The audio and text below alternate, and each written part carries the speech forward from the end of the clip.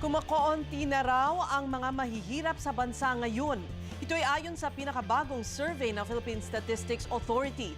Pero ayon sa isang ekonomista, kabaligtaran ang nangyayari. Magbabandila si Ron Gagala. Sa edad na 37, hirap na daw makahanap ng trabaho si June. Kaya nauwi na siya sa pagpapakete ng mga uling. Sa tapat ng kanyang bahay naman nakatira si Michelle. Wala ring trabaho. Umaasa sa mister na taxi driver. Hindi raw sila naniniwala na kumakaunti na ang mahihirap. Siyempre kahit anong kayod mo, sa mahal ng bilihin. Mahirap na ang buhay kan sa mahirap. Kaya lang, kung uunahin mo yung kapritsyo mo, yung hindi ka marunong humawak na gastos, kulang talaga. Kasi wala namang sumasapat, wala namang perang sumusobra, laging kulang. Sabi kasi sa bagong poverty survey ng Philippine Statistics Authority, mula 28% noong 2012, 25% na lang nitong 2013 ang nagsasabing mahirap sila. Sabi ni Economic Planning Secretary Arsenio Balisacan, ang pagbaba ng bilang ng mahihirap ay dahil sa pagdami ng kinikitang pera ng bawat pamilya at ang mabagal na pagtaas sa presyo ng mga bilihin.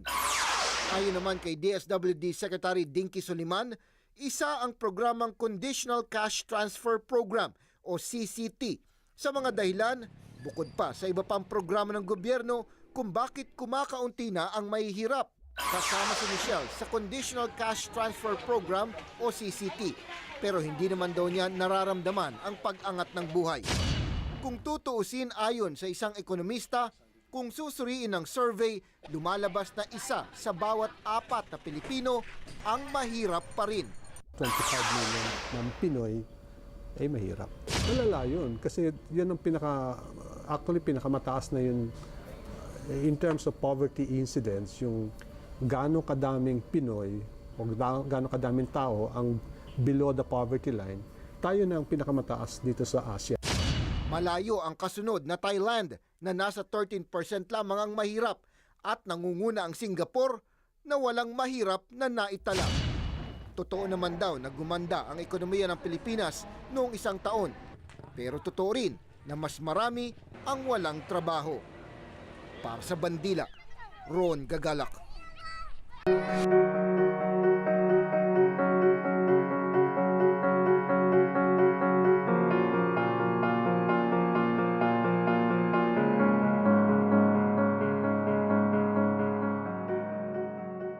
Ayon sa isang ekonomista, kung susuriin ng survey, lumalabas na isa sa bawat 4 na Pilipino ang mahirap pa rin. 25 million ng Pinoy ay mahirap.